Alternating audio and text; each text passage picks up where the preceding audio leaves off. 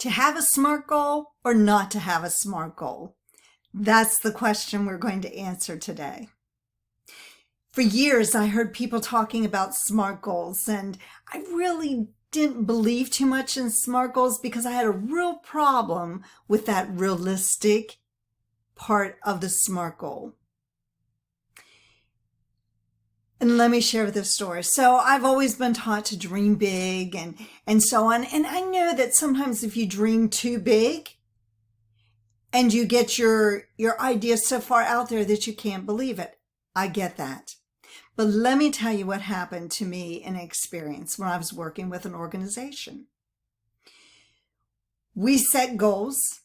And so at the beginning of the year, I set my goal, and you know what? It was so super safe. I knew I could achieve it because you see, it was tied to my performance. Well, any employee that knows that their goal was tied to a performance review is going to make sure that they set a goal that they can achieve. Who in their right mind would set a huge, audacious goal that you weren't sure you could achieve and then risk losing your job because you didn't reach your goal? That's the problem with businesses. And that's a topic for a little bit different story. Back to my story. So I set this goal that I knew I could achieve, and I didn't really work on it for a few months. I was sort of working towards it. I knew I could achieve it. I knew I could achieve it quickly. So anyhow, a few months into the year, I got this really great idea. I went to my supervisor, told him about this idea. He became very excited also and fully supported me working towards this huge, big goal, something that inspired me so much that I took that work home. I'd work on it in hours. And I was just so consumed and so focused on this goal because not only was it helping our clients, but it was helping so many people. And it caused me to discover that I had some talents and abilities inside of me I didn't know were there. Is that not the reason for a goal? To help you stretch and to grow as a person. So this idea that inspired me, really a goal, it caused me to become somebody I didn't know I could be. That's the whole purpose of goals. Now let's look at my SMART goal I had. Because you see, that SMART goal that I had from the beginning of the year was not inspiring at all, or I would have worked on it. It was just kind of there.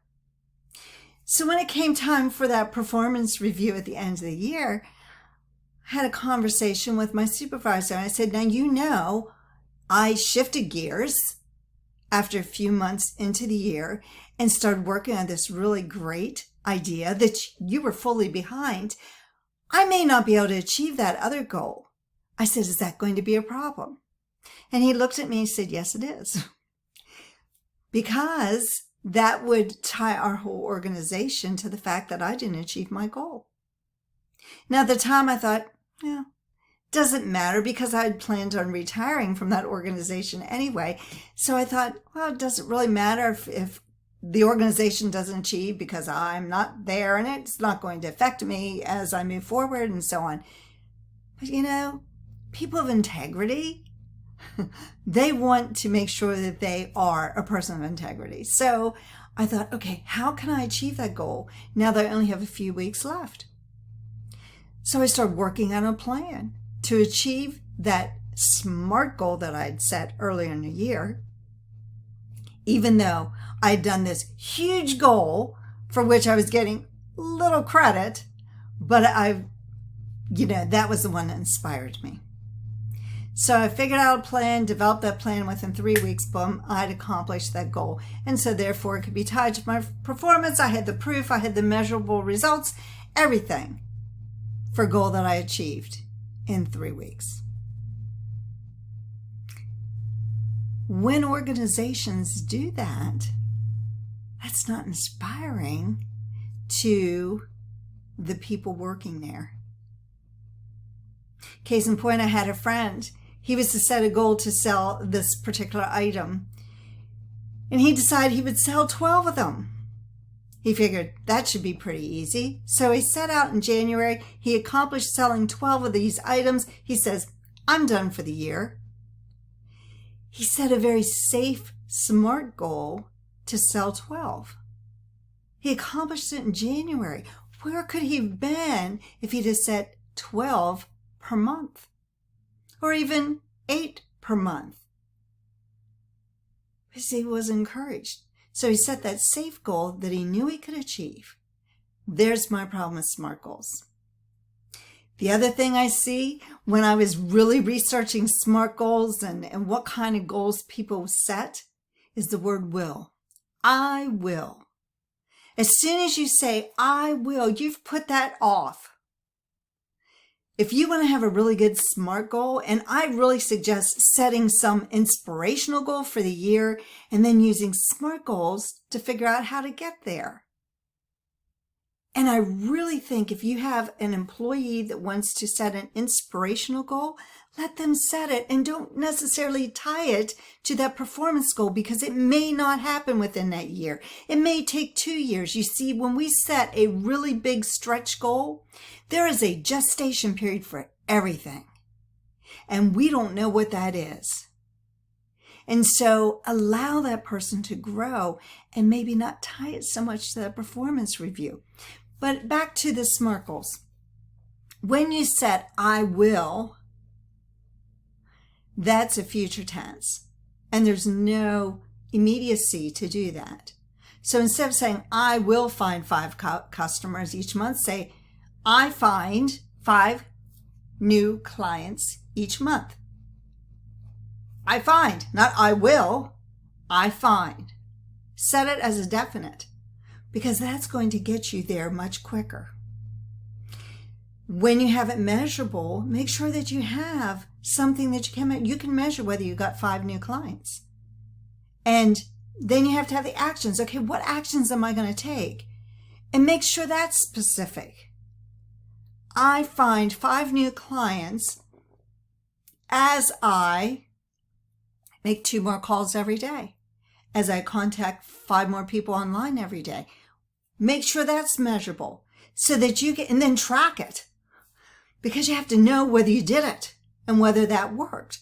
Because at the end of the month, and this is why I think a SMART goal is great for a monthly goal, at the end of the month, you can evaluate, did that happen? Did you make those 2 phone calls? Did you contact those 5 people online? And you can track to see whether you did the actions you said you were going to do every day in order to get those 5 clients. And have it time bound, have it a small amount of time. If we have a goal and we set out for an entire year, I increase my results by 20% by the end of the year. Let's just say that. So increase of 20%. And you kind of go along and nothing's really happening January, February, March. Things are pretty much the same. April, May, June. Now you're midway through the year. Oh my gosh, I'm not near that 20%. So then you go on July, August, in September, you're starting to panic because you're nowhere close to that 20%.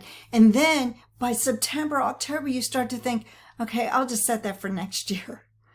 And we put things off too long. So when we do that, make sure that you do these SMART goals monthly so that you can evaluate, what did I do for January? Where did I fall short? What did I do well?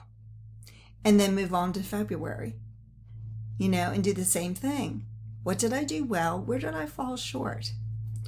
And then you need to make those adjustments.